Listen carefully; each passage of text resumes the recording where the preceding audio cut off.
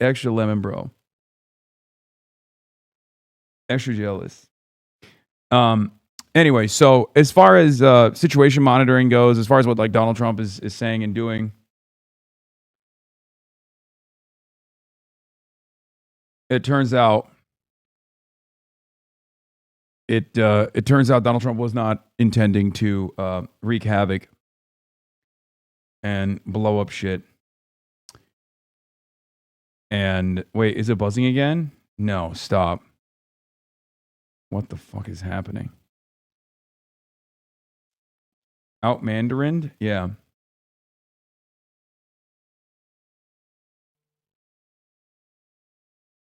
No. Okay. I got scared. Yeah, there's really nothing else. There's really nothing else to speak about on top of what Trump has said and what Trump hasn't done. Once again, it's taco time. Who knows? We went there as often as we possibly could. CBS reported President George W. Bush made 150 visits there while in office, including 19 times with foreign leaders. We've got a lot of fond memories of Camp David, a lot. And, again, it's a place where Laura and I invited a lot of world leaders. Tony Blair's first visit to the United States, we took him to Camp David. In 2012, President Barack Obama held the largest gathering of world leaders at Camp David when he hosted the G8 summit. 9 foreign leaders attended. The camp is fully equipped with security and assets needed to run the country. On September 11th, it was activated for then Vice President Dick Cheney. According to the National Park Service website, Camp David's exact location isn't identified on maps for security and privacy reasons. Randy Kay, CNN, Palm Beach County, Florida. Happening now, AI is raising prices for Americans, and it's not just your electric bill. CNN senior business reporter David Goldman is here to make it make sense for us. David, today's question, why is AI making life more expensive?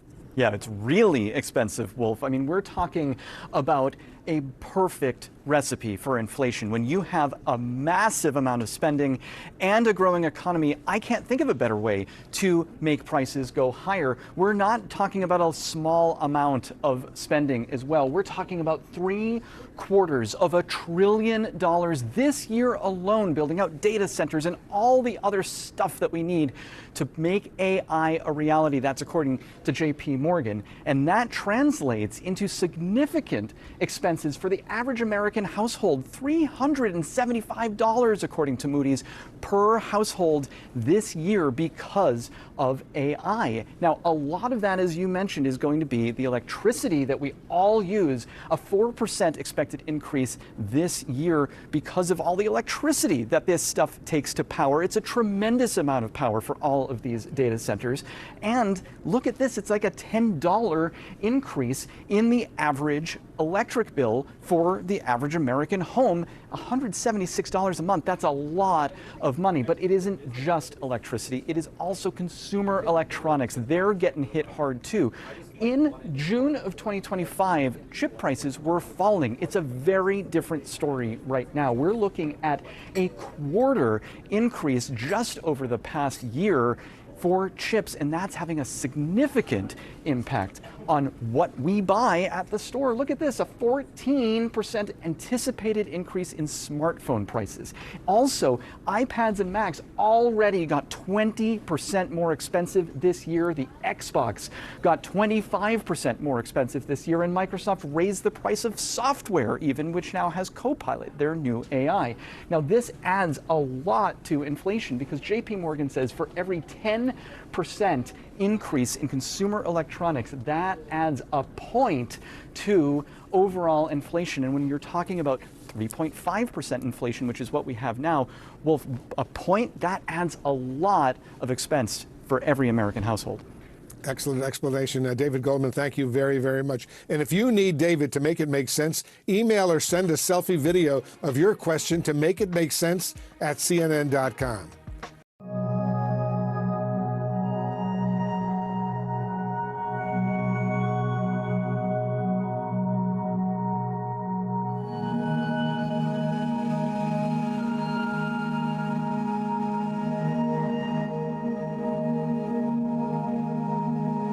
Henry Hicks. This is your first great-grandparents. Your second great-grandparents are James Hicks and Fanny Rome. Your third great-grandparents are William Hicks and Sarah E. Ambush. They're from Washington, D.C. And then your fourth great-grandfather and grandmother are Calvert Ambush and Patsy Cried. At the top, we see Calvert Ambush. Can you please tell us the significance of this gentleman in American history? Your fourth great-grandfather, Calvert Ambush, was one of the enslaved men who built the White House. One of the most iconic landmarks in America. Really? Oh my goodness. Yes, ma'am. Oh my goodness. Your great-great-great-grandfather helped build The White House. the White House. Wow. I'm a little teary-eyed. To know that you have an ancestor that goodness. Swap it over. All right, we're back. All right, we're back. What's going on, everybody? What's happening? I don't know what's up with this light back there. That's strange. I don't know. It's like it was just like breathing, weirdly enough. What? Yeah, I think he's better off, yeah. Bro, what the fuck is that painting? Dude, I don't know. Okay? I don't know. It's just strange. It's a strange painting. All right, everybody, we're back. We're live. We're alive. And finally, I'm back in home base. I'm back at home base. Mike's here. We got he's leaving. He's about to leave and then come back for canvassing. What is this freaky hotel room? Yeah, I know. I wanted to show you another goodie I got. Look at this. Fuck. Table is like a little bit crowded. It is impossible. What the fuck? Is it on? Why is it? Yeah, there it is. Look. Look at this button. Wait, what the fuck? Why did it lowered? Oh god, it's fine. I'll fix it. I'll do it. I'll do it myself. All right. Anyway, we got a lot to talk about. Obviously, we have. It's haunted for sure. I agree. I have a phone bank that I'm gonna be launching in a second. And show us the tie, please. Sure. Beautiful.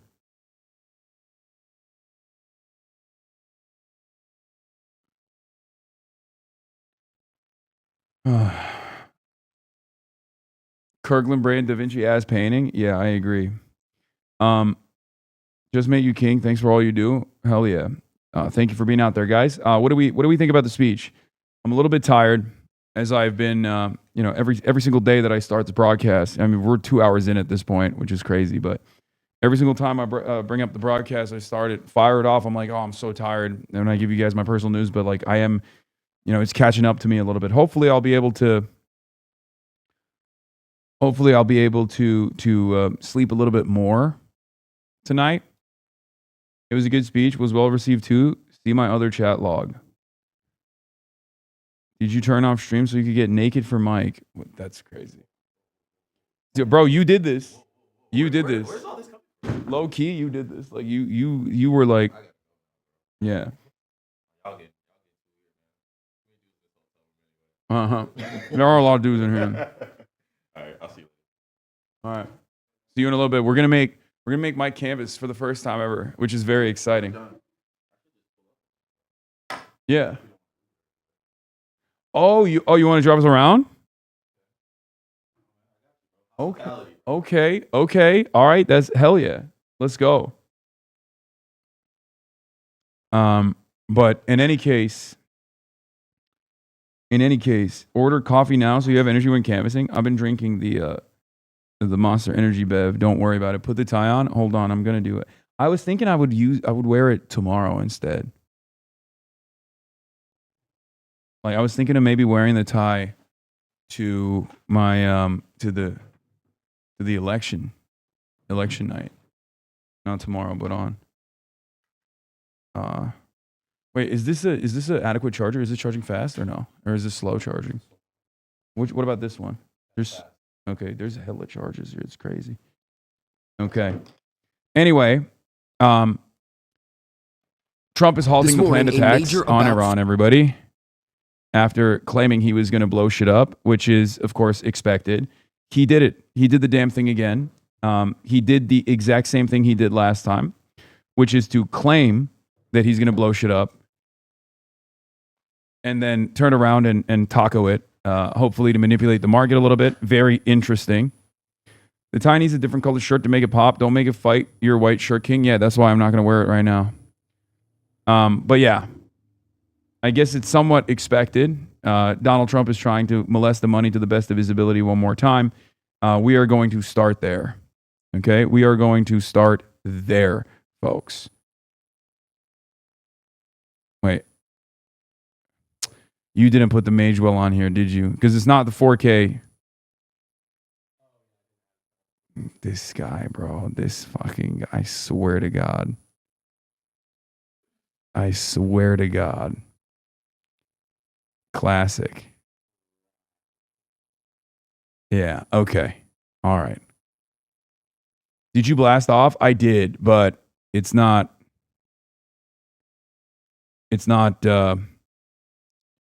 like we started off weirdly today. Jerusalem Post covered your interview with Finkelstein. It never happened. Norman Finkelstein challenged October 7 violence on Hassan Piker's podcast. Jerusalem Post did? Oh shit. I mean, his book is literally about that. His book is like taking I mean, you know how he is. He's just like he goes through and he combs through all of the available investigations that have taken place. Mike is buzzing. Wait, really? There's a buzz on the mic? An unpleasant buzz? Wait, David. Oh my God. Hold on. Let me see. Is it this? No, there's no. Is it still buzzing? Dude, it's like buzzing like a vibrator, apparently. Wait, that's not the Magewell, right? That's just Stop. Oh. I don't. Oh, shit. Yeah, it is. I don't hear a buzz. It seems to go in and out. It's only buzzing when you talk. It buzzes when you peak. Yeah, that's probably what it is. Hold on. I hear no buzz. Okay, someone clip it. Someone clip it. I'm listening. Oh, you are? Wait, oh, are you pulling it out? Yeah. Okay, we're going to pull it out and then pull it back in. Hello. The wires, last time it was the shit. Okay. All right, let's get into it. Like I said, we're going to be talking about how Donald Trump is molesting the money. You already know what it is. It's good now. Okay, great. Face after weeks of escalating tensions between the U.S. and Iran, Trump halting planned attacks after officials warned that he was considering an intense attack on energy targets, which could have begun this weekend. Overnight, writing online, I have agreed to cancel the attack, subject to being able to rapidly make a deal. Adding the perimeters of a deal has been agreed to. This would include the immediate, complete, and total opening of the Hormuz Strait and an end to Iran's nuclear threat. Trump also saying Israel is on board. But it's still unclear what exactly, if anything, has been agreed to. And Iran is yet to comment on the potential agreement. It comes after days of back-and-forth attacks and threats between the two nations. Just Friday, Trump saying this of Iran. We'll be hitting them very hard. And, at some point they're going to say, we just can't take it anymore. And shortly after that, U.S. embassies across the Middle East issuing urgent warnings to American citizens, urging them to exercise extreme caution, saying they should consider departing or be prepared to depart should there be escalation, with airspace closures a real possibility. In turn, Iran also lashing out, accusing the U.S. of fanning the flames of a regional war and threatening to attack critical infrastructure in the region if the U.S. carries through with its threats. 2 tankers in the Strait of Hormuz targeted with incoming fire Saturday, according to the British Maritime Safety Agency, as Trump repeatedly says its opening needs to be a part of any agreement. Now, we have just seen a report from Iranian state media saying that no deal to reopen the Strait of Hormuz has been reached, so it's really unclear at this moment what exactly has been agreed to, Whit, but certainly we're going to be finding out more as we go through the day. Whit. All right, Matt Rivers for us. We appreciate it. There are a lot of people who are excited about the change in. What can I say about that? What can I even say about Donald Trump money molestation operations? The money molester himself. Okay. Did anyone watch Morandi cook Dershowitz on Piers Morgan? I heard about it. I did not watch it, but it's expected. So, Zay Squirrel cooking the Dersh. A meme, if you want to blast off again, King.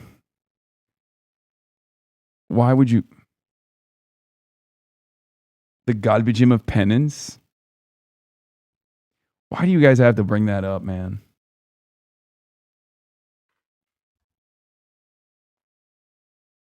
Why y'all got to do this to me? Why y'all got to bring this up?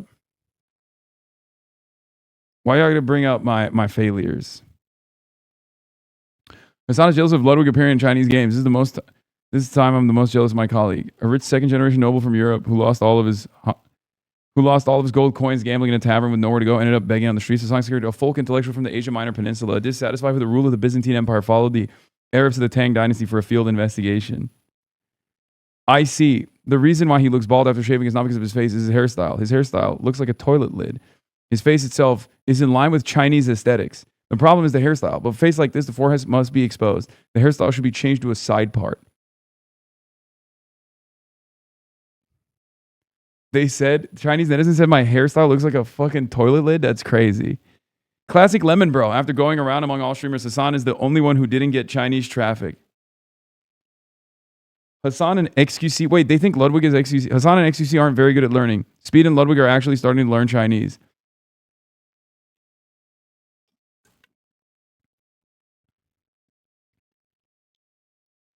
HasanAbi's lips are now rosy, and his hairstyle makes him look much younger. I remember before he came to China, he looked really worn out. Pale lips, pale complexion. Like he'd been eating white people food for decades without vegetables or fruits. Now his skin is darker, with a few freckles, and he looks much healthier. What the fuck? Hasan shaved out his beard and looks even more handsome than before. Bro, he literally was able to dupe the entire Chinese internet with this bullshit, okay? Motherfuckers actually think he knows how to speak Chinese now. That's crazy. That's crazy. Now I'm getting extra lemon, bro. Extra jealous. Anyway, so as far as situation monitoring goes, as far as what like Donald Trump is saying and doing, it turns out Donald Trump was not intending to wreak havoc and blow up shit. And wait, is it buzzing again? No, stop. What the fuck is happening? Out Mandarin? Yeah.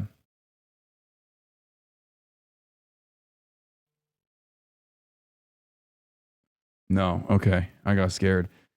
Yeah, there's really nothing else. There's really nothing else to speak about on top of what Trump has said and what Trump hasn't done. Once again, it's taco time. Who knows? Maybe it's perfidy. At this point, I don't even know how to cover this story any further. Let's get to Francesca Hong. Dana Bash, also known as Dana Fash, interviewed Francesca Hong on CNN. And they, of course, presented it as why the GOP spent $3 million to help this Democratic Socialist win. In Wisconsin, some of those people are actually Republicans Is my audio much because lower they than the think that videos? you're beatable. So much so that they spent around $3 million to boost your candidacy in this Democratic primary race. How will you convince swing voters who think you're too far to the left to support you? Oh my God. I hate this. I hate that there's this like established fact narrative around this concept where it's like, well, don't you think, like, look, the underlying premise here that Dana Bash is explaining or bringing up as though it's just like firmly established facts is your worldview is far too radical. This is a swing state. Your worldview is far too radical. Like, we're not even going to discuss that, right? We're not even going to discuss whether or not that is a real issue, a real concern. We're just going to jump over and we're going to establish it as a real concern. What's your, how are you going to alleviate this real concern? The way that I ask this question oftentimes is, what do you say to people that claim that you're far too radical for a state like Wisconsin? Dana Bash's not doing that. She's moving past that point to literally say, everyone knows that you're far too radical for Wisconsin. How will you win over the moderates? What will you do to pivot to the center?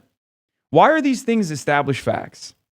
Why is this the way to win? Why is this the method to win? Especially when it's, lost this past election cycle. As part of the reason why these left flank candidates, these Bernie Crats, are actually doing quite well in these primaries. And the Democratic Party is in a state of panic.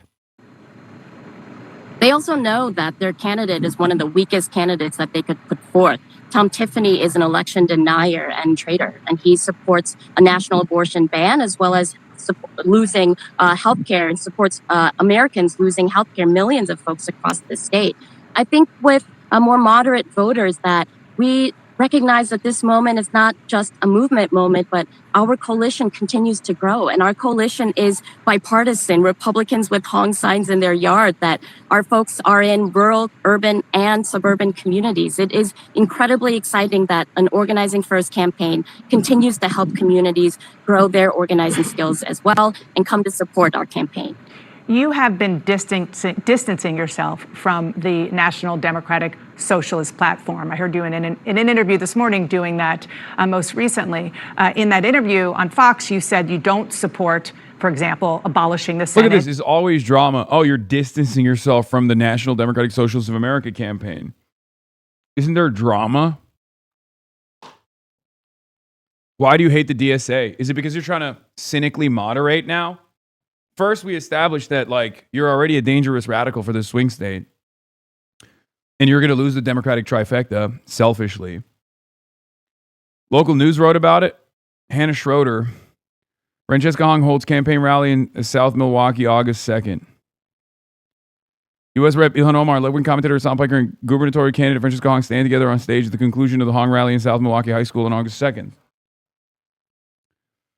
Shannon Rupert and other supporters cheer on speakers. It's just photos. You got her parents on there. It's not an article. They didn't write anything about it. It's just photos.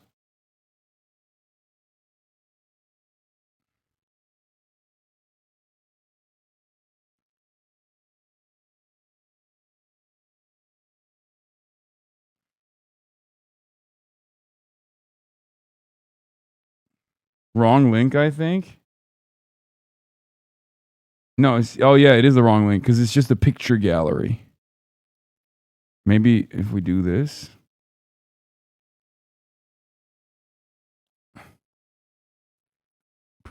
Nope.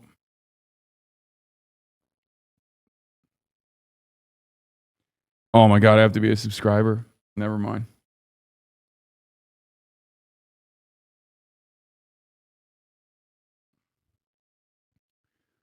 New Politico Mag cover story. Data center backlash is fueling new political movement. Ariel Wittenberg reports on Justin Pearson and what she dubs the new Luddites. Okay. It's really interesting because Luddite has a negative connotation associated with it, but the OG Luddites were also pro-labor. It was a pro-labor working class first movement. I just want to say that Fran winning shows the power of the online left combined with strong local DSA chapters as her entire campaign. We did this chat. Yeah, it's true. No paywall. Oh, thank you. Yeah. I mean, Francesca Hong did not get any major national left endorsements. It was just a people-powered campaign from the start to finish in the primaries, with one exception, of course, Ilhan Omar. But yeah, it is pretty crazy. It's more so just a testament to the power of the local DSA's ground game out here.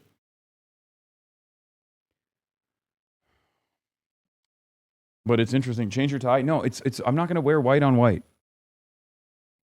South Milwaukee, Francesca Hong, a Democratic Socialist who's cementing her frontrunner status in the Democratic primary for governor, walked into her Sunday afternoon rally wearing a signature blue pantsuit and grooving to Wisconsin anthem Jump Around. At the podium, Hong could barely get any words over the cheers of the attendees. That's my governor once shouted with 10 days to go before the August 11th primary. Throughout the 2-hour event, Hong and other speakers sought to challenge the question looming over her campaign. Can Hong translate her grassroots fervor into beating Tiffany?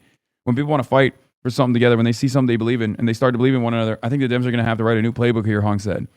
Regardless of where your political home may be or how you identify, this is the moment where we must convey and win power for the majority, and that's working class people, she said. Hong's on-stage guests included U.S. Representative Ilhan Omar from Minnesota, who endorsed Hong in April, and left-wing commentator Hassan Piker, who's divided Democrats for previous comments that critics call anti-Semitic and anti-American. But the crowd was fired up for Piker, with some attendees seated in chairs riding for a standing ovation. He alluded to the state's sewer socialist history, saying Wisconsin is where the American socialist movement began, long before Zohar Mamdani and Bernie Sanders. The good people of Wisconsin always knew that this wasn't about scary ideas, and it was just about a working-class movement that wanted to help out one another, Piker said. A Republican will never be elected in this state again once our movement is done. Hong joined Piker in his Los Angeles studio in June to appear on his Twitch stream. She raised around $60,000 from that event. Piker indicated that at the time he could travel to Wisconsin to campaign for Hong. Piker said August 2nd he campaigned for U.S. Senate candidate Abdul El-Sayed in Michigan the day prior. Milwaukee County Executive David Crowley, who is now running in second place behind Hong, was the first Democrat in the race to say he would not appear with Piker, calling Piker's comments beyond the pale. Oh my God, I forgot. He said that, and then he fucking dropped out because he was at like 6%. We take those. That's another one. That's another Mallory McMorrow situation. Francesca Hong, choosing to campaign with individuals who said America deserved 9/11, called communism an honorable end goal, and believed capital should be killed is certainly a choice, Tiffany said in a statement. Tiffany previously tied Omar's endorsement to his argument that Hong would turn Wisconsin into Minnesota. Yeah, just unfiltered racism, silly reactionary takes. Ilhan Omar has built a career trashing our country and representing the worst elements of the Democratic Party. Francesca Hong is proud to stand right beside her. Wisconsin voters see that for what it is. Insane. Republican Governors Association Communications Director Colin Crompton said in a statement. Piker, introducing Omar, said she was framed as a villain far before I ever got on the scene. Omar said that, like her, Hong would become the first woman, an Asian American elected Wisconsin governor. Hong is not running to make history, but because she knows people in Wisconsin need a relentless fighter in their corner, Omar said. Crowd skews young, including first-time voters and rally goers. Look at that. Inside the gymnasium, attendees skewed young and mostly under 40. In the latest Marquette University Law School poll, 66% of voters aged 18 to 29 support Hong. Her campaign counted 1,300 RSVPs. Supporters flocked to the merch table for the blue and green t-shirts and took selfies in front of a neon sign that read Hong, proudly serving Wisconsin. Malik Johnson, a local Grammy-nominated cellist, performed Hall & Oates, You Make My Dreams Come True, the pre-rally playlist including plenty of dance hits and MIA's Bad Girls. Looking around this rally, I see students, first-time voters, I see young organizers, people who refuse to accept that politics has to stay the way it has been, said Wisconsin Muslim Civic Alliance Executive Director Fauza Qureshi, the first speaker. Aliyah Hemaidan, who just graduated from high school and will vote in her first election this fall, said she's excited that the first vote I ever do is for somebody that I actually believe in, citing Hong's policies on data centers, childcare, and higher education. Governor Tony Evers, he was really good for the time, but the times are shifting, Hemaidan said. To have him step down and have somebody continue the road into progressiveness, it's huge. Cassandra Harlan, who was attending her first political rally, said Hong showing signs of moderating her message on the debate stage. In an interview, is a formula that happens with politicians. They can meet somewhere in the middle. I just like the fact that she's kind of antagonizing the right people, Harlan said. I feel like any woman who wants to make history, she can't be well behaved. True. Rally comes as Hong cements frontrunner status, moderates message. I like that is, they're going to shift that no matter what. They're going to be like, no, she's moderating her message. To be fair, I don't place a lot of emphasis on pie in the sky idealisms that come from candidates or anyone really. That's why I'm like not as. That's why you won't catch me fucking freaking out about people saying like defund the police or even abolish prisons or whatever. It's just like the realm of possibility is an entirely different reality than like what is within the realm of possibility is very different. So it's not, I also understand that it doesn't mean like literally emptying out the prisons tomorrow. She's doing better than Abdul in the initial general election polling, but I kind of think some of it is driven. Okay, dude, Jesus Christ.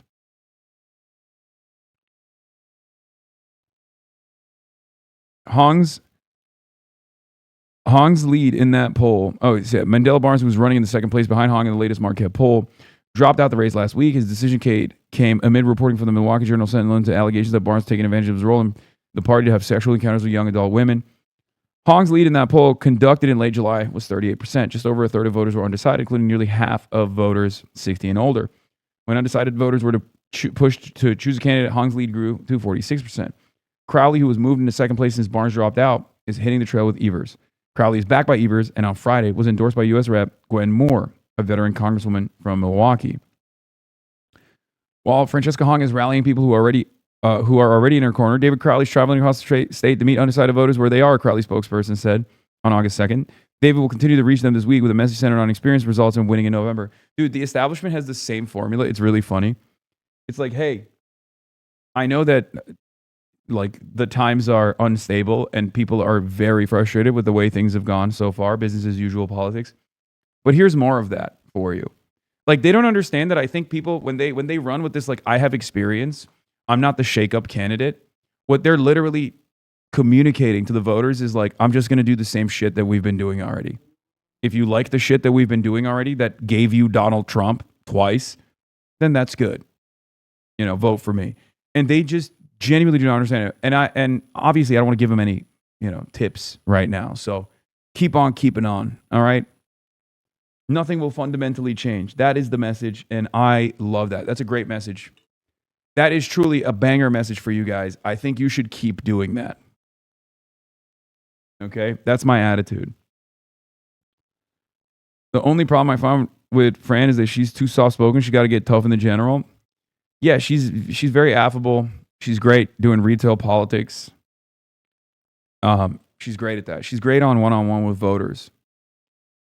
She's very soft-spoken. I agree. But, if it works, it works. I think she'll be fine.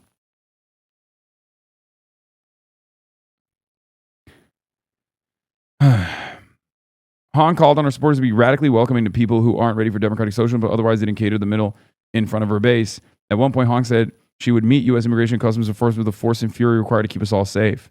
The crowd responded with a "fuck ICE" chant. Am Don, the first-time voter, said she doesn't see Hong as shifting on policy, but shifting in how she addresses voters. She said Hong going on Fox News is exactly what she should be doing right now. The fact that she's able to code switch and talk in a different way to maybe help them understand what she's doing is really good, Don said.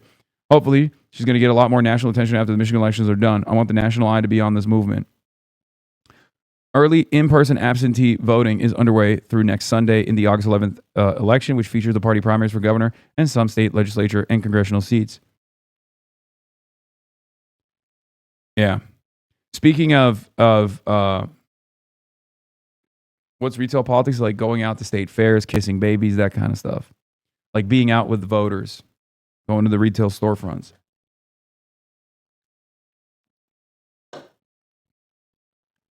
In 30 minutes, we're going to launch a phone bank. And then after we launch a phone bank, I will be going out to Canvas as well.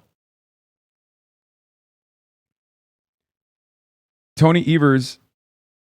All right. Tony Evers is trying to play kingmaker in Wisconsin's governor's race. So far, it's not working. One Dem donor said he's leaving the party after Evers' despicable lame duck period and decision to endorse David Crowley. Nice.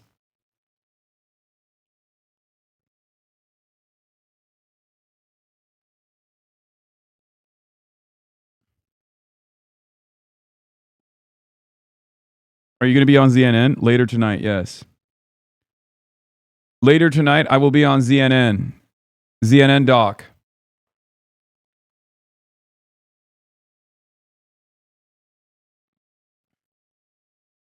This is the most entertaining shit.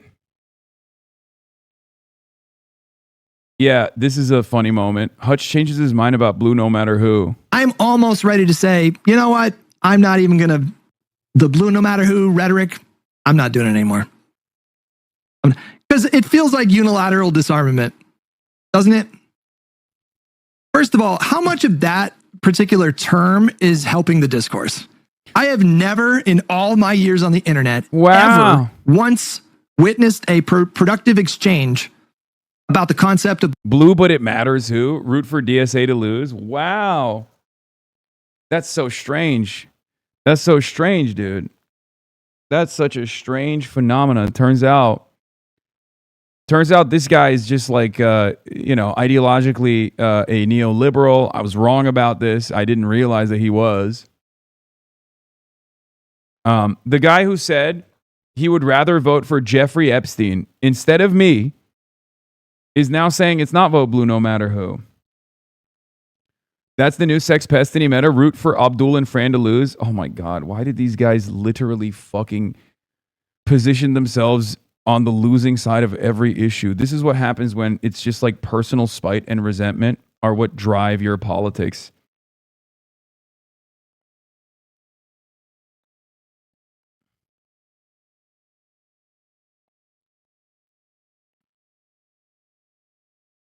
It's crazy because this is Hassan derangement syndrome through and through.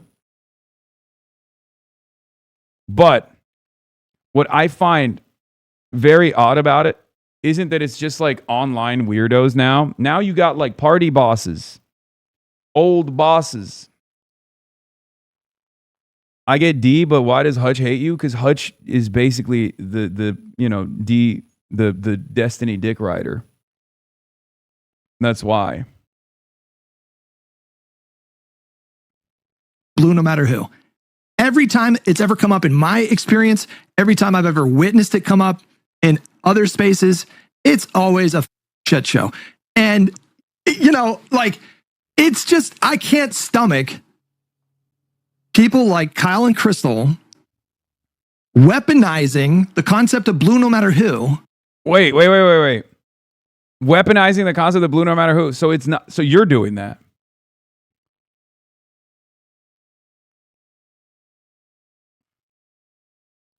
To benefit their preferred candidates when these people were never about that life.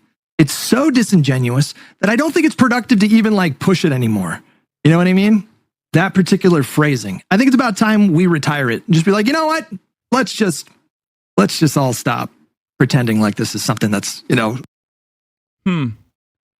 But this was the logical extent of vote blue no matter who. So I guess he's still consistent on that. No, It shows you think Hassan is worse than Jeffrey Epstein. That's what it shows you, Hutch. That's what it shows you. What is Jeffrey Epstein? You did when you said I would vote for Epstein over fucking JD Vance. Tell me, what is Jeffrey Epstein's policy platform? Dude, you don't need... That's a fair question, isn't it? Isn't that relevant to the analysis? Even his audience is like, Hutch, Epstein raped children, you fucking moron. That's what one of his chatters was saying at that point. I don't know anything about Jeffrey Epstein's politics. Would he push for a public option? Is he a Medicare for all kind of person? I don't know anything about his politics. The reason why I would not necessarily disqualify Jeffrey Epstein electorally is because first we would have to establish if he supports liberal democracy. Because the whole thing with Hassan is that he doesn't. And I had people in my own chat last night that thought I was being ridiculous. Why am I being ridiculous when we're talking about Hassan Piker? Do you trust that he would not nuke Israel? Do you trust that he would not help China invade Taiwan? I'm crazy for being worried about... Help China invade Taiwan. I'm going to fucking swim over there, over the strait, dude. What the fuck?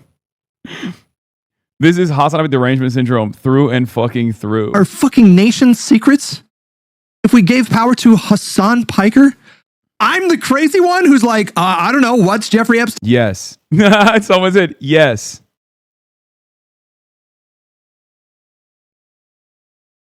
This guy's like, I would rather vote for Jeffrey Epstein over any fucking Republican. Then doubles down and says that he would rather vote for Jeffrey Epstein over me, and now is saying vote blue no matter who. It turns out you just want to vote for Jeffrey Epstein, I guess. If I was the Democratic candidate, it seems he would actually, if I was a Democratic candidate and Jeffrey Epstein, hypothetically, was alive, famous pedophile Jeffrey Epstein was running as an independent, Hutch would literally vote for Jeffrey Epstein. Well, at some point, we just got to realize, at some point, that just means you want to vote for Jeffrey Epstein. That's it. That's your preference. You're just pro Jeffrey Epstein, pro voting for him. Maybe you're pro his platform, which I suspect is about lowering the age of consent. I don't know what else Jeffrey Epstein is really known for, is being an elite pedophile. So it's really funny that he's actually vote blue no matter who. It doesn't work anymore. Sorry, it doesn't work for me anymore. Policy position when he glorifies the current Chinese Communist Party as a model of government. I'm the crazy one. Somebody who idolizes Vladimir Lenin, and I'm the fucking crazy one because I don't want to fucking live under an authoritarian leftist regime. Hutch is a single issue voter.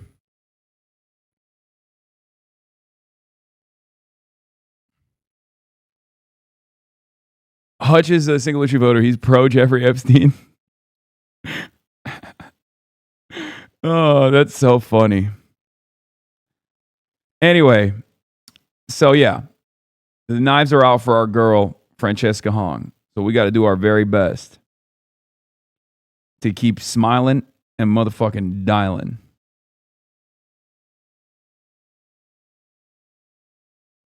U.S. Rep. Haley Stevens had her John McCain moment earlier today when a man told her, "We know you're going to kick that Muslim's butt. Look, it's not what my campaign is about," Stevens told Grant Schwab. If that's not what your campaign is about, why are your voters saying stuff like that? If you have a New York Times subscription, you're one of the big 5 moments in the Michigan State primary. Wait, what? Yeah, I'm wondering why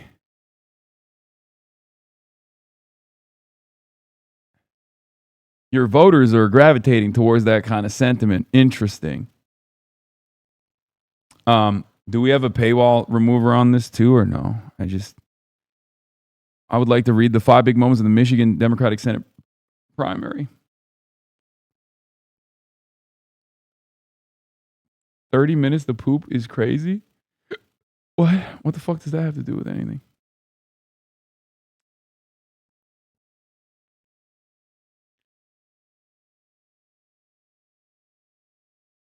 Did I miss a rally? You did. You missed it. I did it in the morning, and I started early for it.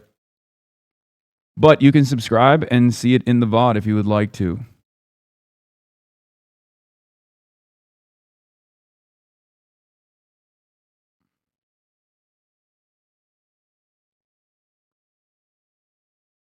Shit. Why can't I stop it?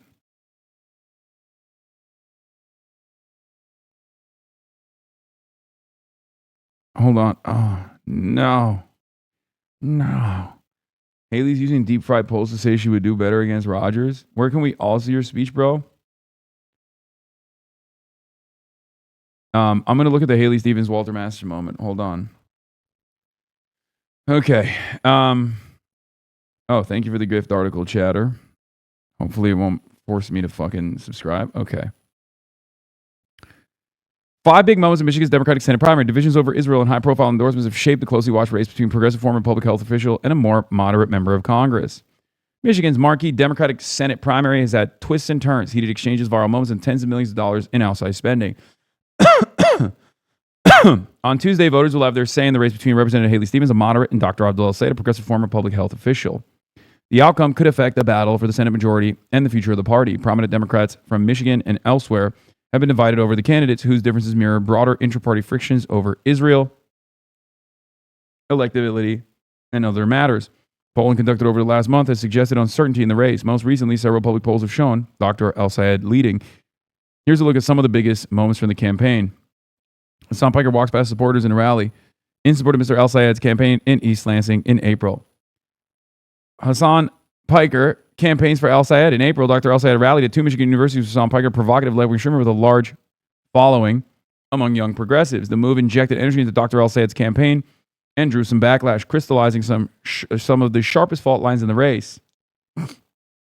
Some Democrats have condemned Mr. Piker's statements about the Israeli government and its war in Gaza. He previously said it doesn't matter if rapes happen in the Hamas-led October 7 attack on Israel, later adding that in an interview with the New York Times that it doesn't make the genocide acceptable. No, I didn't add that later in the interview. That was in a conversation. That was in conversation. And with the additional context, it was very obvious that that was what I was saying. Jesus Christ, whatever. The New York Times, Mr. Piker once said that America deserved the September 11th terrorist attacks, later apologizing for their comment. Ms. Stevens said after the rallies were announced that it was unacceptable for Dr. El-Sayed to campaign with Mr. Piker. Another candidate, Mallory McGuire, who has since ended her campaign, also criticized Dr. El-Sayed at the time, a move that ultimately hurt her pitch to progressives and helped him consolidate support on the left. Dr. El-Sayed defended the decision, arguing that Mr. Piker represented a critical younger demographic. I'm not a politician, and I won't stop talking to everyone else who they've locked out, he said in a statement.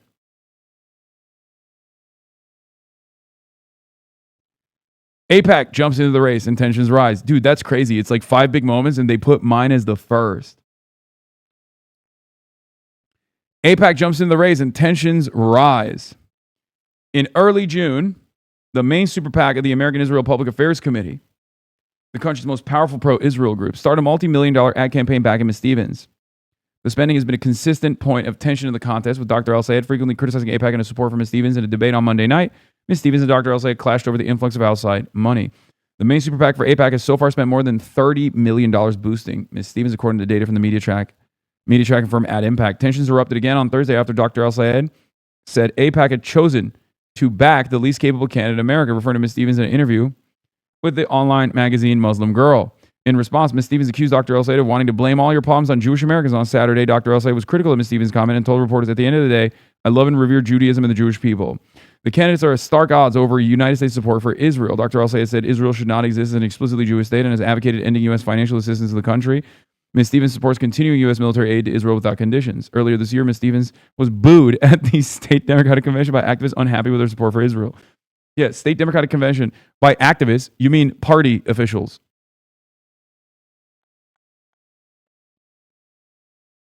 McMurrow then suspended her campaign. Stick it to him. Stevens goes viral and her accent comes under scrutiny. The candidates clinch high-profile endorsements.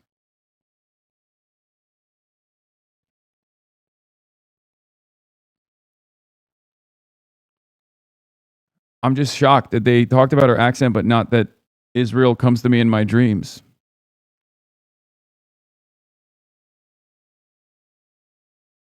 Do these people ever get tired of being wrong consistently? This would be a more plausible argument if Stevens weren't such a demonstrably terrible candidate. She imploded in the primaries, and if she were the nominee, would likely implode there as well. El Sayed carries risks, but nowhere near as many as Stevens. Yeah. Jonathan Chait, is there a single El Sayed supporter with enough self-awareness to admit that they're willing to accept a higher risk of defeat to elect a left-wing candidate? It's very funny that they are just like, yeah.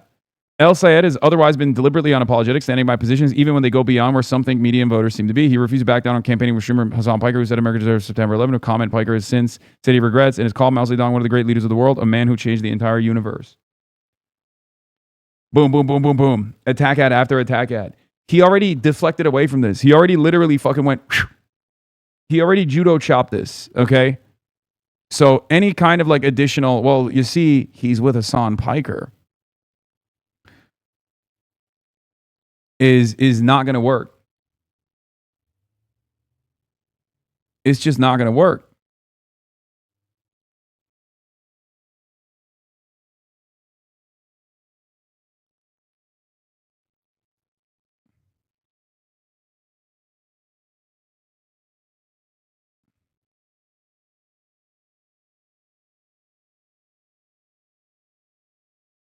You know?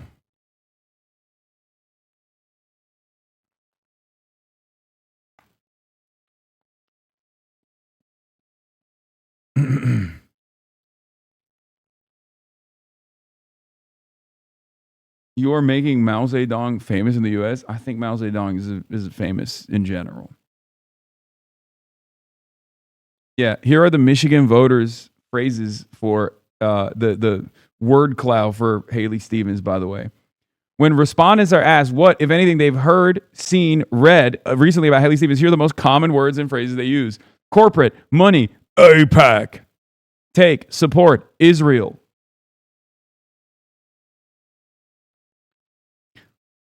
I'm noticing that receipts are not one of the words, which is interesting. I'm noticing that receipts are not one of the words. I'm noticing that stick it to them is not a word in the fucking cloud, which is strange because this means that she was defined by us. This means that she was defined by what we wanted her to be defined as, which is, by the way, fair, right? AIPAC should be exactly what defines her, considering that it's the largest outside spender on this race to the tune of $35 million. But this is what Republicans do very effectively towards Democrats. Just so you understand. Democrats, corporate Democrats who cannot define themselves by policies will get defined by their opposition. Now let's look at Abdul's. Medicare, money, women. This obviously has been a negative ad campaign saying Abdul is bad. Okay. I'm noticing that a word that Abdul is not defined by or rather, a tiny word in the word cloud is Hasan. Perhaps that wasn't a very good line of attack. Hasan. And it being green, I assume, is like both positive and negative. Because if it's red, it means like this is a negative association with him. Right? Criticism, Muslim in red, women in red. Green, I assume, means neutral. Blue means positive, right?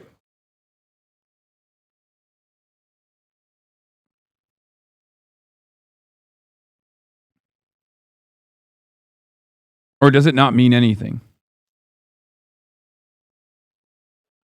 Yes, I am up there, tiny. Up there, and I guess like the amount, or maybe it doesn't mean anything because UAW is in the red too.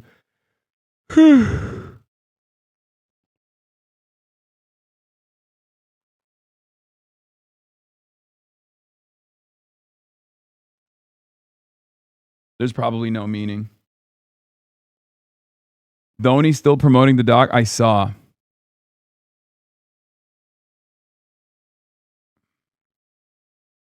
So yeah, this word cloud is a perfect demonstration of the benefits of having policies. When you have policies that you can be defined by, you get to define your own candidacy. When you're just a corporate Democrat, utterly devoid of policies, you are endlessly definable by your opposition. This is a big part of the reason why Democrats lose. Okay? This is why they lose all the fucking time.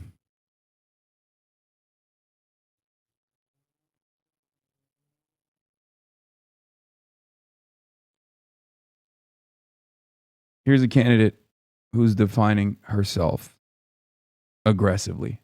Francesca Hong. Abolishing the Defense Who Department. I'm going to be doing a phone bank for in a second. We're going to kickstart that, and then we're going to go out to canvas outside. Abolishing the Supreme Court, which are all part of the platform. But there are some bread and butter issues that I want to ask you about that are also in the DSA platform. And it's under a headline, A Day Without Capitalism. And I'm going to read it. Speaking of bills, you don't really have them anymore. You have no debt. You don't have health insurance. You don't pay a mortgage or have a landlord. Food, education, energy, medicine, and transportation aren't for-profit businesses. They are common goods and utilities. Would these be your goals if you were governor of Wisconsin? I was a small business owner for over 7 years, and I believe in organizing worker power and unions as well. And I think it's important to recognize the practical and sensible solutions that we need right now, and that's permanent affordability. That's ensuring that we've got healthy school meals in our school, that we're raising the minimum wage, that we ensure paid leave, and that everyone has access to fair, cheaper healthcare across our state, and we're building affordable housing. Folks are excited when I talk about a public bank that allows people to actually build more affordable housing, create good union construction jobs, and make sure that our small businesses can thrive. Yeah, and I that makes perfect sense. But you said this morning that you pay dues to the Democratic Socialist Party, and what they are talking about, at least in part of their platform, is, I mean, it sounds a little bit utopian. I don't know. It depends where your point of view is. That food, education, energy, medicine, transportation would be common goods and utilities. Hold on. Is that your ultimate goal? I understand the political realities of being in a purple state, but if you could, would those be the kinds of policies you would be able to implement? My home chapter, DSA Madison, we have focused so much on making sure that we're helping to meet community needs. And we didn't actually pursue the national DSA endorsement. And Nope. as I've mentioned, there aren't things that I completely agree with right now. And I want to focus on building permanent affordability for all Wisconsinites, where people feel like this is a state they belong to. And, you know, being born and raised in my home state and recognizing that this is a place where I can open a business, where I can be a single mom and still feel very cared for in the community. But this isn't the reality for too many people across Why is Wisconsin. my browser And so limiting my I access think to the that for microphone? us, Fuck. making sure that we're putting working class people first is the type of government we want to build, a government that is a force of good. You posted a lot about the police back in 2020 and 2021. You wrote, Chrome. I Click the support time in the defunding bottom the right police corner as a and then first click step towards settings. abolishing the police, and that reform can't be an option. I know you say that a governor cannot defund the police and that you do not want to, quote, govern by slogan. I just want to be clear. Does this mean that you no longer believe in the goal of defunding and ultimately abolishing the police that you posted about 5 years ago? I believe that safety is a human right, that I'm going to be a governor that is more serious about public safety than any other governor. And I'm willing to work with community organizers, faith leaders, local governments where many of our public safety systems are funded. And if anyone believes in defunding the police, it's been Robin Why Goss is it and the not Republicans in the working? state legislature who have ruled the legislature for over 16 years and have no qualms around defunding our local governments, where Okay. these are folks who provide some of the most essential services in preventing violence and making sure that we're getting guns off of our street. And so to be serious about public safety. Hey, what's going on, I'm guys? interested in making- I am live right now. So just so you guys know, and I can mute myself if you're, can you hear me? Oh, wait, what the hell? Hey, 1 second. I think he's muted. Yeah. Because I can hear It him in doesn't the say. screen. It doesn't say that. No, Am I it's, just dumb? No, I think his audio is going to the stream instead of the Zoom. yeah, no, oh shit. Hold OBS doubling up or tripling up. Hold on. Hello, can you hear me? Yeah. Hello. Okay, hello. I don't know How's what's it going on. I hope my audio is fine enough for you guys. I had It is there's now. like an issue with allowing access to my microphone for some strange reason. I think we're good now. How are Okay. you? Yeah. All right, hopefully. I'm live right now, so just so you guys know. For sure. And we also have to do a quick exit afterwards to go canvas. So if you guys want, if you're still going through the process right now, I'll I'll meet you guys and then come back in when you want me to, fire up the troops. Yeah. That Thank you so works. much for being here, and thank you for having us. This is so exciting. I've been watching you since like 2021, so this is like, I'm so excited to be here. Thank you so much. Hell yeah. Well, thank you for all the work you guys are putting in, all the good work you're doing. Yeah. Thank you. I think we're good to go. I think all we have left is to run through the training, so we definitely can do that with chat. And everyone that's going to phone bank. Okay, perfect. And how many people have joined so far on the phone bank? On our side, we have about like, I don't know, 10. 11. Okay, we got to get those numbers up. That's crazy. That's unacceptable, chat. What are you doing? Get off your ass and smile and dial right now. I know your asses are not in Wisconsin currently. Okay, so if you're not up and down the state, you got to get in this phone bank right now and start making some phone calls, Francesca. The entire establishment is consolidating support behind every single opponent they possibly can, over and over and over again. A lot of y'all are lazy, it seems. Where link? I mean, we put the link up, haven't we? Do I have a personal link or something that I can No, it put? should be a Zoom link. Yeah, there's the mobilize.us one, right? Yeah, that should be it. Okay, bro, why are you lecturing us? Once they join, Man, you think this is just entertainment? I'm lecturing you because this is your opportunity to make some fucking impact, all right? It's That's time to why I'm put in the work. lecturing you. it's time to elect the very first socialist governor in United States history, and the only way we can Yeah. do that is by talking to voters. The other thing that's really exciting about this race is that since the election is coming up so close, and since a lot of the other candidates aren't really doing as much of a ground game as we are, is like these might be the only conversations that voters have, and definitely the last conversations these voters will have before going to the ballot box and making their decision. And there's Yeah. so many people that are undecided. So these conversations are so important.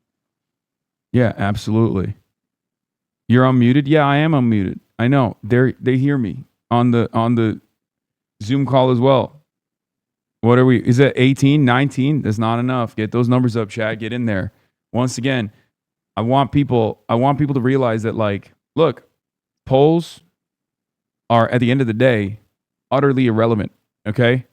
We don't know. We don't know how things are gonna. That's right. We don't know how things are gonna look like. A lot of people were like confused because they have this attitude that Fran has this in the bag. That's not the case. That's never the case. We have to lock in. We have to lock in. Yeah. And She only plus, has it in the back. Oh, well, sorry. No, the other thing I was going to say is that, like, these phone conversations you're going to have in the primaries are going to also be unbelievably impactful in the general as well.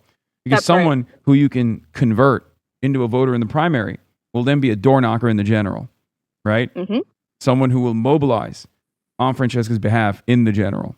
So this is incredibly important. It's incredibly important to do this. Non-Wisconsin people can phone bank too, right? Yes. That's yes. right. Yeah. And Anywhere around the country. don't worry. Once again, good question, Sir Hype. Yes, there will be talking points that will be given to you guys, and they're gonna walk you through exactly how to conduct this phone bank. Okay, it's super easy, and if you have any sort of anxiety, you should fear not that the gamification component of these sorts of operations makes it far easier to overcome any sort of anxiety. It's actually very helpful. And it's the same with canvassing too. I love watching number go up. That's always my big like motivation is like, how many doors can I knock today? I think, well, first of all, I should introduce myself. My name is Phoenix. I'm the region organizer for Up North. So I have the region that a lot of people forget about. It's like Stevens Point, Green Bay, Wausau, Eau Claire, Superior, Hudson. So again, like a lot of people don't think to have conversations with people up here. And so the conversations that we do have are so important. And that's the same on the phones. Like the great thing about a phone bank is we can reach people from all over the state from, so a lot of you guys in chat are not even in Wisconsin, and we can talk to these voters no matter where they live and remind them how important this election is, and talk to them about making Wisconsin affordable and a better place to be. Yeah, and if you're confused about the policies, again, they're gonna give you guys the talking points. So remember, it's a super simple, super easy, and very fun process. But yeah, you guys can take it from here. Awesome. Well, thank you so much. I've been admitting people this entire time, so thank you so much. I have one document that I'm just going to send over to Kiana real quick so we can show off some of these policy points that you've been talking about. So I'm just grabbing that really quick. Okay. In the meantime, how many of you here, raise your hand in the Zoom?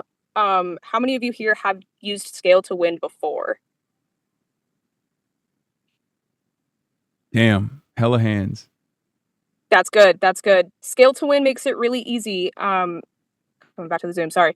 Scale to Win makes it really, there's so many more people to admit in the 2 minutes I was gone. This is really cool. Scale to Win makes it really easy because you don't have to wait around for anyone to answer the phone. It literally calls as many people as are calling on the program. So there's 60 people in here right now. The program itself is going to call 60 people all at once. And so you'll be waiting no time at all, and it'll show you like phone puns, which is great. And then it will actually just like, you'll use this computer, like the system that you're using now to be in this Zoom call. You're going to use the same thing to make the calls. And it'll show you a script. Kiana, if you don't mind sharing your screen and showing the Scale to Win, and we'll go through the script real quick. So it'll literally give you the questions that you're supposed to ask. It'll give you the person's information on the right-hand side. And it will literally tell you exactly what to say, and it'll have options to click that are exactly the answers that you'll get.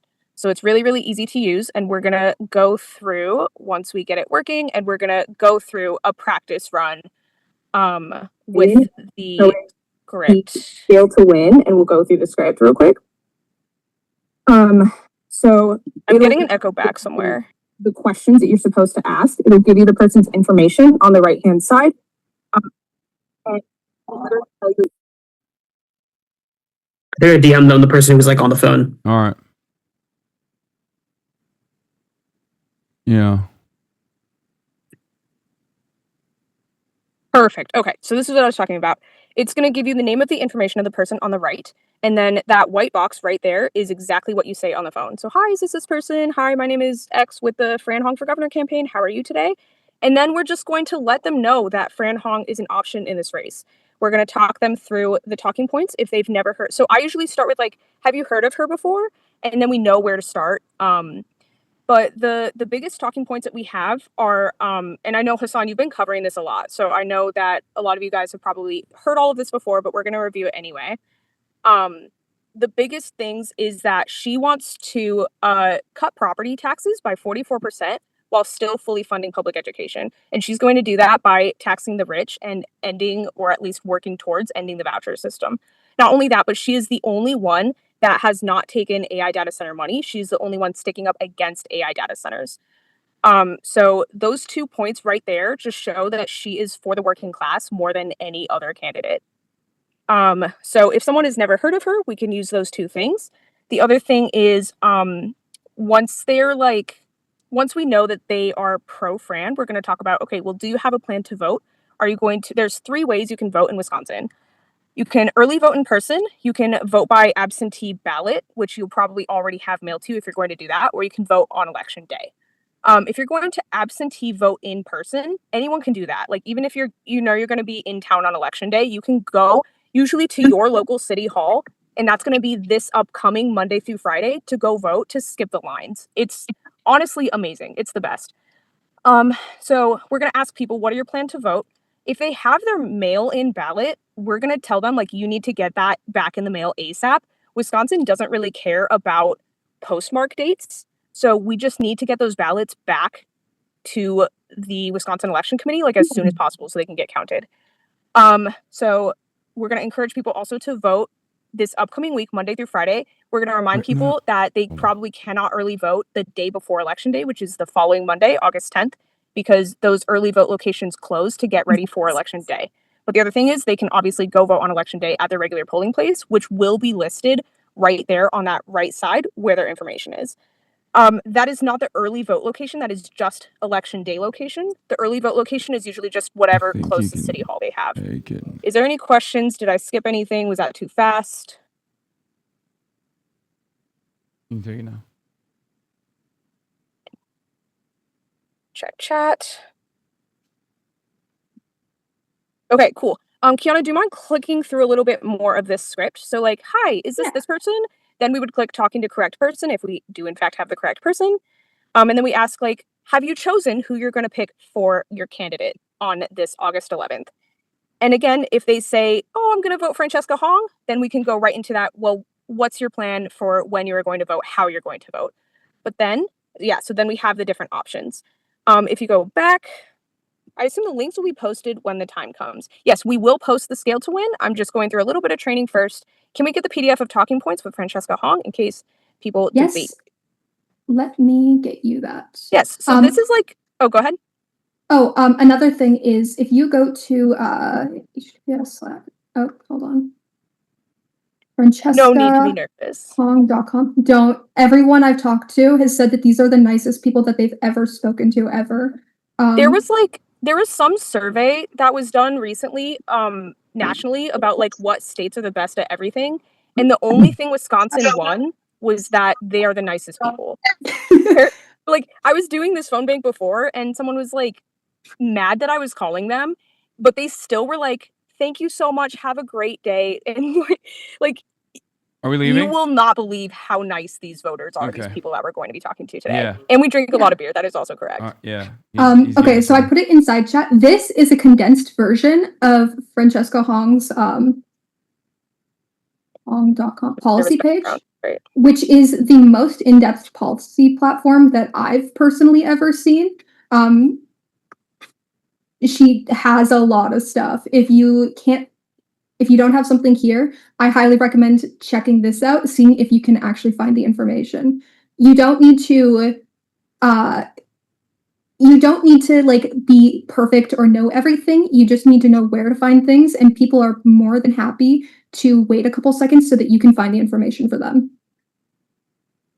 Yeah, so you don't need to know every single policy point. We're also not here to debate bro anyone. You're also welcome to tell people that they are also welcome to check out the website themselves.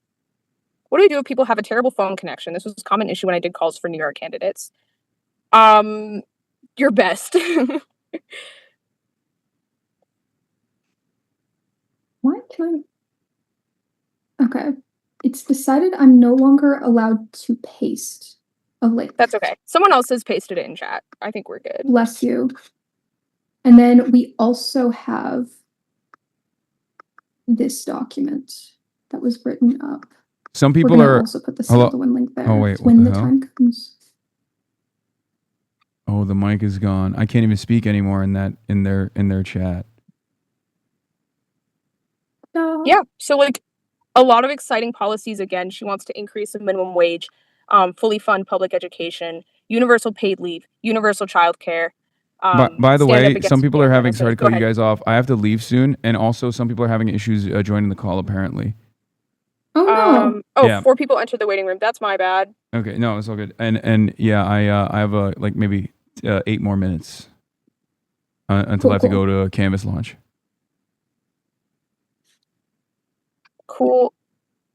Well, Hasan, thank you again so much. I hope to meet you tonight.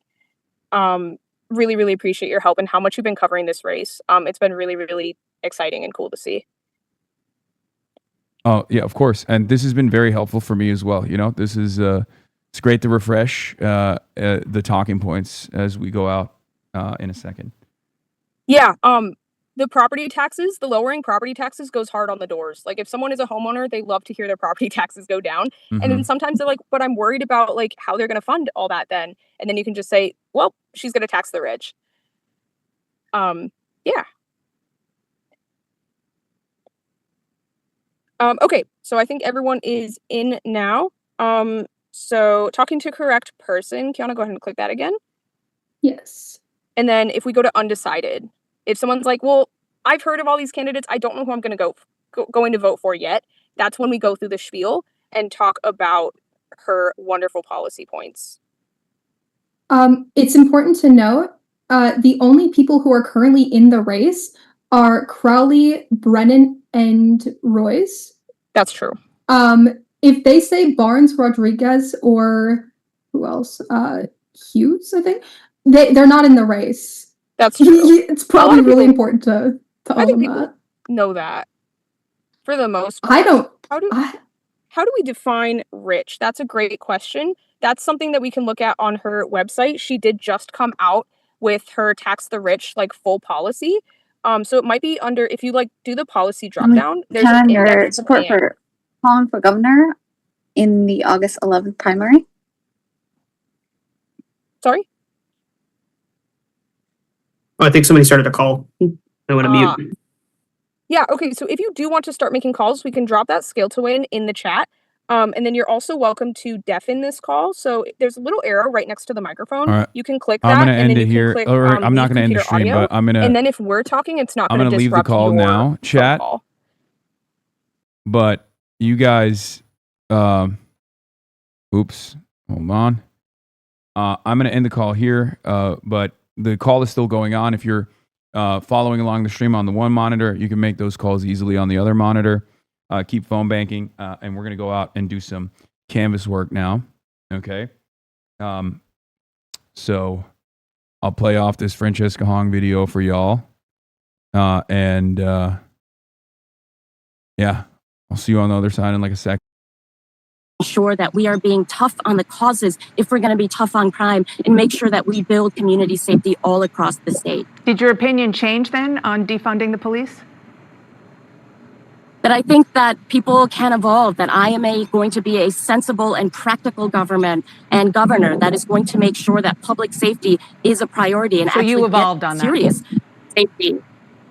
I think that what my values are where some of my beliefs are as well. But where my values are is in making sure that public safety is for everyone, that everyone has access to it. And I think that what what I believed in the past, like that can evolve, but I still know that I cannot defund police as governor. And what I want to do is making sure that we're fully funding and investing in the community programs that we know actually work, that data shows builds community safety. And again, the belief that I have, the values that I hold, is that everyone has a right to feel safe and be safe. I just want to sort of put a fine point on it. You said your views can evolve. Have your views actually evolved on defunding the police? We had a police shooting in my hometown of Madison, Wisconsin. It's actually the third one to happen on Willie Street, which is in my district. And it's difficult for me to think about what I would say to a mother who has lost their children to police violence. But I know that we can change these systems that must be changed. There are folks who work in prisons. They have some of the highest suicide rates for any employment, that we need to make sure that every incarcerated person can live a life of dignity, that 99% of incarcerated folks in our state will be going into community. And we have to lower those recidivism rates, and make sure to invest in mental health resources, in tackling the opioid epidemic. Yeah. And I think that when we have a governor that believes in those things, we can achieve public safety. Okay. I didn't hear a yes or a no there, but let's move on. A reporter asked your likely Republican opponent, Tom Tiffany, yesterday about what he would say to a voter undecided between you and him. Listen to what he said. Tom Tiffany, he is one of us. I grew up in this state. I raised my family in this state. Me and my wife had a small business in this state. I love this state. As you mentioned in this interview, you were born and raised in Madison, Wisconsin. You're raising your son there. You started a business there. What do you think he meant? I hope this is a voter that I can meet, that they understand that not only am I somebody who's relatable and has a lived experience to fight for making sure that all of these things are available to everyone across the state, but I believe that, the support from Republicans, independents, folks who want to challenge the status quo and know that this economy is rigged against working class people. I'm not sure why he may have said that, but I certainly want to meet him and make sure that we have a conversation and that he knows who Tom Tiffany is. Tom Tiffany is a pedophile protector. He wants to rip food away from our children, and he will be a puppet for the Trump regime, and he won't put Wisconsinites first. He'll put that interest of special interest corporation, and they call him Mr. Mining because he has no concern around the environmental impact of mining or in making sure that we're not selling out our natural resources to billionaires and tech corporations. And I will say, too, that he does not support a moratorium on the construction of AI data centers. And that is not only legislation that I've introduced, but it is a deeply bipartisan issue where folks know that they don't want these in their communities. And I don't think that Tom Tiffany would be a candidate who cares about that at all. Assuming that you do, in fact, win your primary on August 11th, this is going to be a very interesting race. Thank you for being on. I appreciate it. I'm glad it all worked out today, and I hope you come back. Dana, I will absolutely be back. Okay. Thank you so much for having me. And joining us now is Abdullah El Sayed, Democratic candidate for the U.S. Senate in Michigan, in his only TV hit today. Abdul, thank you for coming to the weekend. I'm going to put up an Emerson poll, the latest Emerson poll, which I'm sure you are very familiar with and very happy about. You are leading Haley Stevens 54 to 39, 6% undecided. The margin of error, however, is 5.2%, so we should keep that in mind.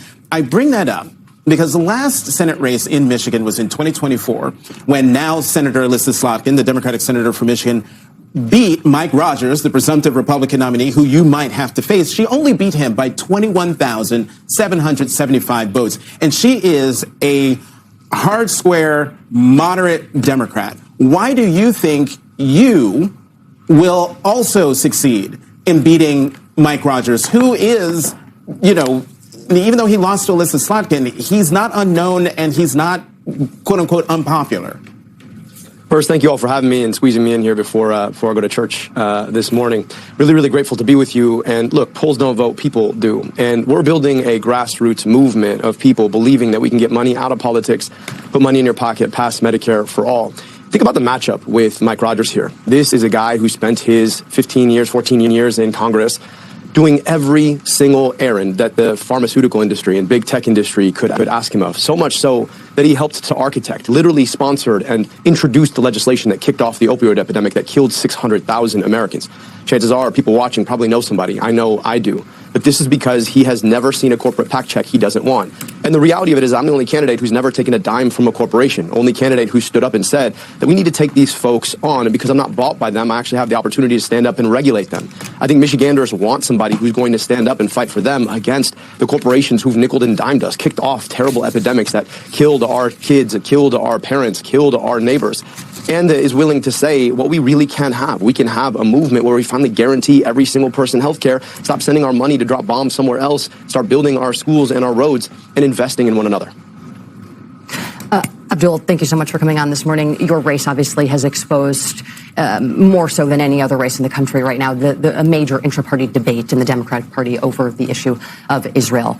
Your campaign has been largely and loudly populist, but also anti-Zionist. And you've sort of married those two things, equating funding for Israel with underfunding healthcare, for example. Are you worried that that framing, juxtaposing the Jewish funding for the Jewish state against the needs of, in your own words, our own people, echoes an old anti-Semitic trope? Let me just be very, very clear. You know who benefits from guaranteed health care in this country? Jewish Americans. The idea that somehow we are going to use the specter of anti-Semitism to defend what a foreign government is doing actually does a deep disservice to the well-being of Jewish Americans in this country. Judaism and the Jewish people are a light unto the world, beautiful faith, beautiful people. The contributions that they've made to this country alone are staggering. And I'm looking forward to standing with the Jewish community against anti-Semitism. After all, anti-Semitism and Islamophobia are one in the same, and we need to take them on.